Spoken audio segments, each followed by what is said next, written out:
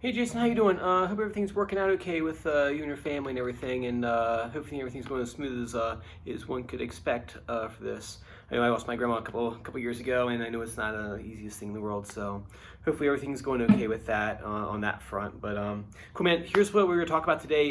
If you were here, I'm going to go through. I think here, how many points do I have? I got 4 points I want to cover. If you have questions about any of them, or you want me to go over anything else, as you know, man, just shoot me a message. I don't mind answering it, clarify anything that I talked about in here. And with that being said, I'm going to jump right on into it. So, cool, man. The first thing I want to do is I want to go over the E minor pentatonic box 1, the one up here at the 12th fret. Remember, that's one. Here, I should do a clean tone real quick.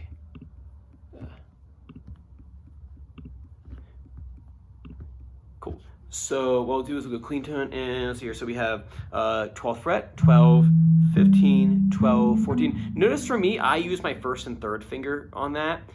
My teacher used to use 1 and 4. I'd never tell the man he was doing it wrong. Let's put it that way. So you can use 1 and 3 there. That's what I like to do myself. So it's 12, 15, 12, 14, 12, 14, all with a third finger. Right, I believe we did that last time. So the next piece of the puzzle, start doing sequencing patterns up there, and that way we can start working towards that blues soloing that you want to get to. But first things first, we got to have some ammunition to solo with in terms of that. So as you already know, so the one I'm going to pick it next is the 4-note sequence. I do this one second because this one's a little tricky in terms of knowing like where the sequence starts every single time. Let me play it through for you real quick. So 12, 15, 12, 14.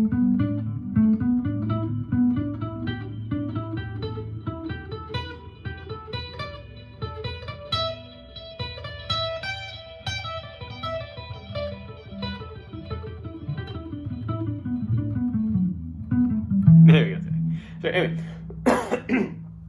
so that one's tricky because you're not starting on the note that you played previously. So it's not like going 1, 2, 3, 4, and then you go like back to this one here, like step ladder like that. It's not that. So it's not like 12, 15, 12, 14, and then go back 1. You already have to go back 2 notes because the sequence is now 1 note longer. And so a lot of my students get confused on like, wait a minute, which one do I start with? And what I found was that if I said, my last is my first, written here, my last is my first, then if you remember that, that means the last finger that you use is the first one for the next sequence. So if I had this here, 12, 15, 12, 14, notice that my third finger was the last one that I used. That means that I'm going to go back the previous string and use that same finger. So if I know that, okay, so my third finger is used for this 15 out here, when I go 12, 15, 12, 14, all I do is just go back out to the previous string and use that same exact finger, and then that way you'll play the sequence correctly. So it goes 1, 2, 3, 4. So I'm not going back 1 note, I'm actually literally going back 2 notes, but that can get confusing kind of in the heat of the moment. So I say to myself, when I was first learning this, my last is my first. And if I said that, I would really take the last finger that I used, go to the previous string, and then play the sequence from there, play another 4 notes. The sequence will work itself out. So I would go 12, 15, 12, 14. I go back a string on that same exact finger. 15, 12, 14, 12. See, I'm there on the 4th string, first finger. I'm going to go back a string and start the sequence there on the 5th string. I've written it out here for you. You seem to have a good mind for these sequence patterns and identifying patterns, which is good for a musician to have. So I don't think you have that big of a deal with it once you kind of run up and down it a couple times, if that. So I've written out just the first part because, as history has proven, you only just need to see me do the sequence once, and I think you got up there in your noggin. So 1, 2, 3, 4. Same, last is my first. 1, 2, 3, 4. My last is my first. My last is my first. My last is my first. Last is first. Last is first. Last is first. Same thing holds true for for going back down the scale. So 1, 2, 3, 4. First finger was the last one to be played that time. It's gonna be the first one to be played this time. Last one to use. Last one used. Last one used. Last one used. Last one used. last one used, last one used.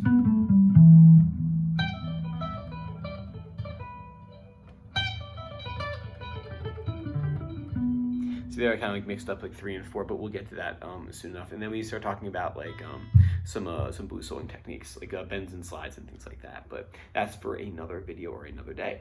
Cool, man. Any questions about that? I'm assuming if you do, let me know. And then number 2 in here, review notes on strings 6 and 5. I kind of put you on the spot last time with the Nirvana tune with that. Keep doing that. Find like power chord songs. You type in power chord songs and see if you can find the chords on the fretboard on root 6 or root 5. We're gonna look at one today, so I'm not gonna give you an example now, but go through in this, like that's not your whole practice, you know, just maybe every couple days sit down and go through string 6 and string 5, and then that way us learning the chords for Caged will be far easier if you know all the root notes on those 2 strings. All right, cool.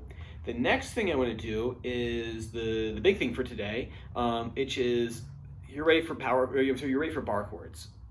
That's what it is, man. So I was looking at your hand last time with the power chords and bar chords. I think you're ready for them. So we're gonna go ahead and go ahead and take that leap. I'll talk about it today in the video, and then when you get back here, after you get back in town next Tuesday, we can talk more about them. These are not like one-off things. This is like, we're gonna start with E form. So basically there's four that we need to like master just to like play respectable rock and roll. E form, E minor form, A form, A minor form. And we're just gonna take them one step at a time. We're gonna rinse and repeat. We're in the pentatonic scale that goes with each one and work our way through. And once we get that down, we'll hit up the oddballs in the group. And then we'll continue on from there in the minor caged. So cool. So when I say E form, I literally mean that we're taking the open chord shapes over here, like literally an E chord like we did in Hey Joe, right? So it wasn't that loud, blow my neighbors away. So, right, I'm literally taking an E chord like this right here, and it just moves all over the neck, right? And that's what I mean by E form. So there's nothing mystical about it. You're literally taking an E chord and moving that shape around the neck, and depending on where you move it, will determine the chord's name, right? And so E form is a root 6 chord, right? So that means that all those notes that you've been memorizing on that 6th string, this is where we're gonna use them now, right? So say, for example, I go and I have the chord written out here. You're gonna take that bar, and bar is another thing too. I'm gonna clean up that technique. Everyone's gotta suffer through bars, and you are no different. I was no different. So just get our finger on there for today. I think it's need to play some bar chords. I think you're well enough to do what we're gonna do today, and then I'm gonna give you some pointers on technique to make the bar chords less sucky. And so the first one I have here, we're gonna take that bar, right? That's what that line over top means. You're gonna bar there. That's gonna be a bar at the 3rd fret. And then I'm gonna put that E chord shape, even though I have it tabbed out here or written out here on the chord chart, you're gonna put an E form chord there. We're literally moving this, like the nut here and then this is like all moving like around. That's how it works, right? Rocket science or anything like that.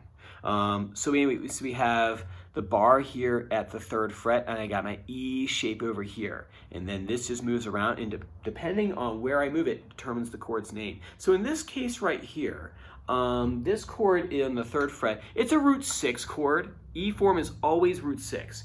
You cannot have an E form that's root 5.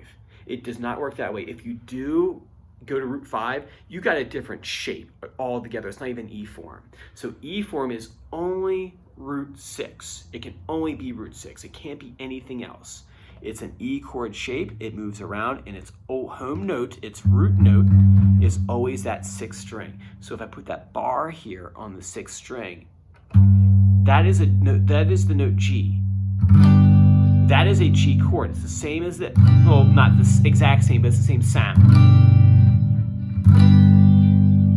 Right? So I got my G chord here, right? I can also play it here. Or however that one goes. I think it's the beat. Right?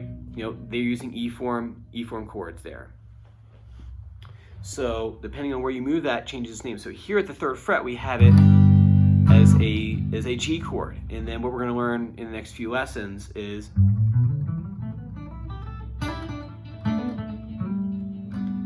we're going to learn the scale that goes with said chord form, which is another project that will take us some time to weed our way through, but we will get there. Cool, so we have our E form, right? And what you can do is practice moving it to different spots. Say in the Radiohead tune that I butchered through, he played at 7th fret, and he played at 7th fret. If you go to that, if you go to the 6th string here, and you find out what note that is, 7th fret, that's your note B. So therefore, this is a B chord, B major, B chord. Like I said, E form is always root 6. It's never root 5. Try not to get those two confused. Okay. All right. Cool. So to take that information, so with E form, the song I like to use to kind of drive this home when working on these forms is for E form, I like to use this one.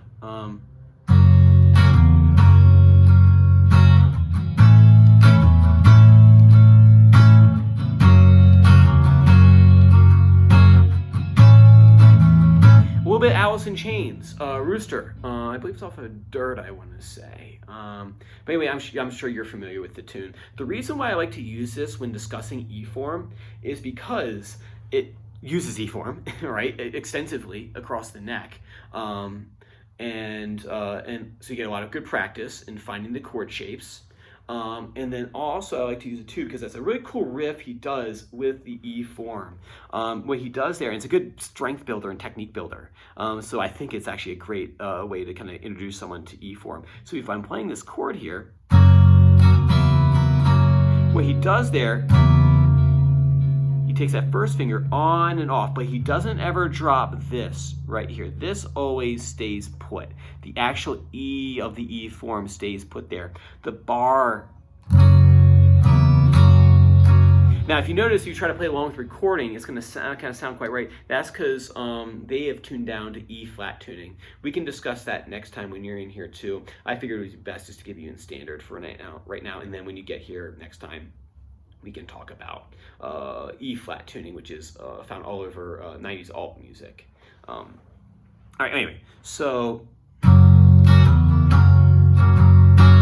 what he does here is so da da da da. So that first finger pops on and off. You got a good set of ears. I think you'll be okay with that rhythm.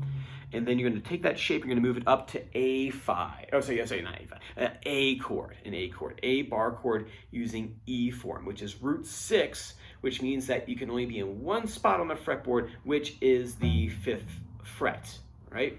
So that's where the note is. So in here, the first chord of the song is F sharp.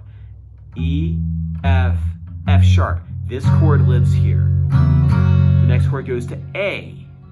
And if you know from here, root 6, that is the A. He does that same thing, that on, off. So on, off.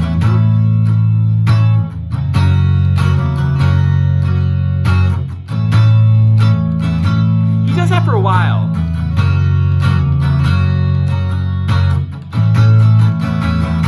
Gonna play around with it a little bit. Right? So that's how he kind of starts it off right there. Next thing that happens is the chorus, and I find I do the chorus in kind of 2 parts. I'll see if I have time to talk about part 2 today because I find that's really kind of the fun part of the riff is. And so we'll start with the first part at least. So the chords for this are B, D, and then back to that F sharp first finger on, in this case off on thing with the first finger for the F sharp.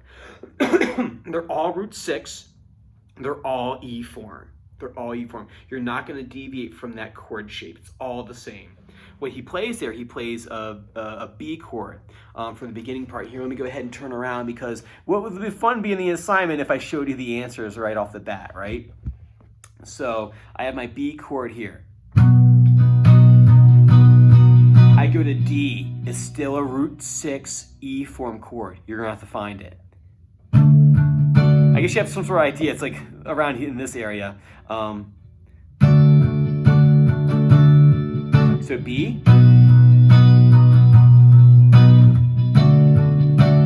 And then the on off. That, since that's F sharp, I'll go ahead and show that to you. Is that you have.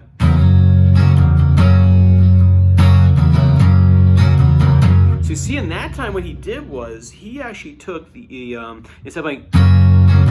So having it on off, he just goes, it goes to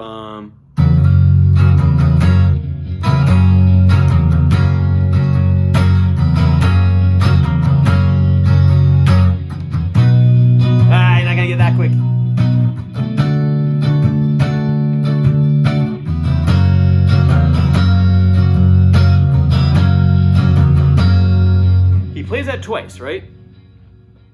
Next thing he does is he goes into part 2 of the chorus. Now this, you might want to come in and with your next lesson, maybe we'll spend some time doing this section here because it's a little bit jumping around. But I find that it's actually pretty interesting, so that's why I like to teach it. So we have the first thing here, which is an E5 power chord. Now you go, hey, wait a minute, Doug, I thought you said these are all root 6. And I'm actually telling you the truth, it is root 6. Because root 5 would be over here. So it actually sounds like, this is what it sounds like.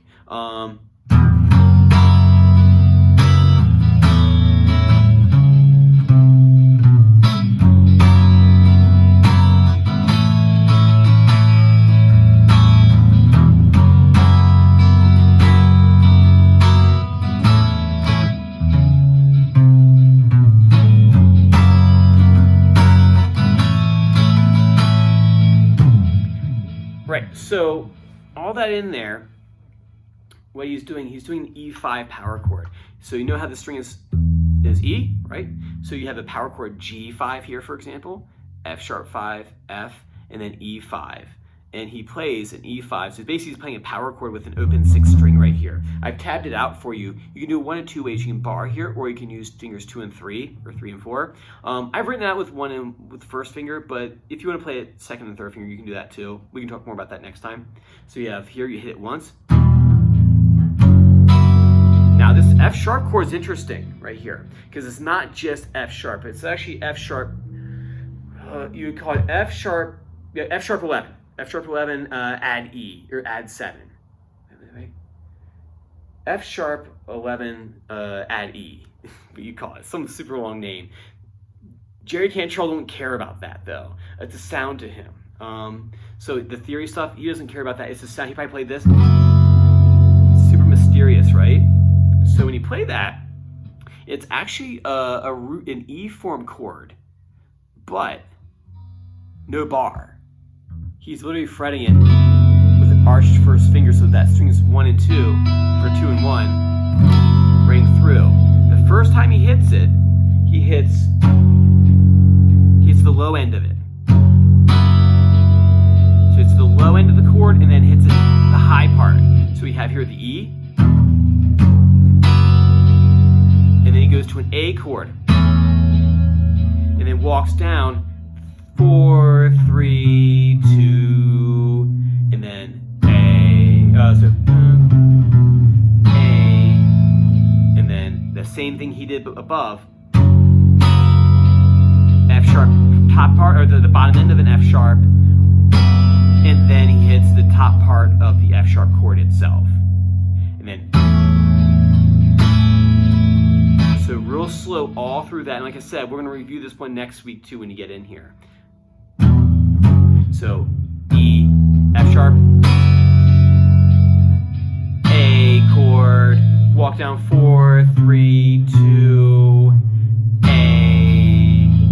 F sharp. See what I did there? I hit the bottom end and then the top end, and then to A, 2, 3, 4, 1, 2, 3, 4, 1, 2, 3, 4, 1, 2, 3, ba, da, da.